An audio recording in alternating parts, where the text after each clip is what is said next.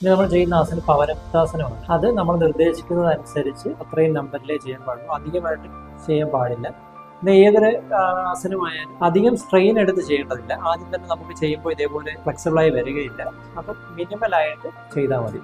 ഈ ആസനം ചെയ്യുന്നതിന് വേണ്ടിയിട്ട് ആദ്യം 2 കാലുകളും മുട്ട് മടക്കി സാവധാനം നെഞ്ചിനോട് ചേർത്ത് വയ്ക്കുക. നെഞ്ചിനോട് ചേർത്ത ശേഷം 2 കൈകൾ കൊണ്ട് കോർത്ത് വേണം പിടിക്കാൻ.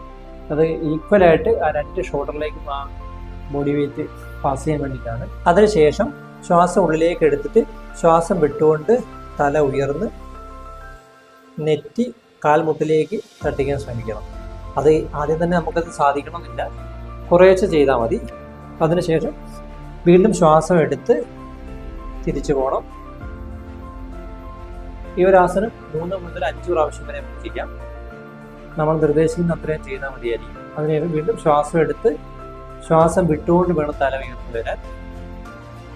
ഒരുപക്ഷെ നിങ്ങൾക്ക് ഇത്രയൊക്കെ ആയിരിക്കും ആദ്യം ചെയ്യാൻ പറ്റുക, അത്രയും ചെയ്താൽ മതി. പോകെ നമ്മൾ കുറേശ്ശെ ബാക്ക് മസിൽസും ഹിപ്പ് മസിൽസും റിലീസായി വരുന്നതനുസരിച്ച് ഇത് ചെയ്യാൻ പറ്റും. ഫ്ലെക്സിബിളായി വരുന്നതനുസരിച്ച് ശ്വാസം വിട്ടതിന് ശേഷം വീണ്ടും ശ്വാസം എടുത്തുകൊണ്ട് തിരിച്ചു പോകണം. നമ്മുടെ ഹിപ്പ് മസിൽ, ബാക്ക് മസിൽ, ഇതിൻ്റെയൊക്കെ ഫ്ലെക്സിബിലിറ്റിക്കും സ്ട്രെങ്തനിങ്ങിനും വേണ്ടിയിട്ടാണ് ചെയ്യുന്നത്. ശ്വാസം വിട്ട് കാല് നിവർത്തിയ ശേഷം സാവധാനം ഒരു 5 സെക്കൻഡ് വിശ്രമിച്ച ശേഷം ഒരു വശം ചരിഞ്ഞ് പതുക്കെ എണീറ്റിരിക്കുക.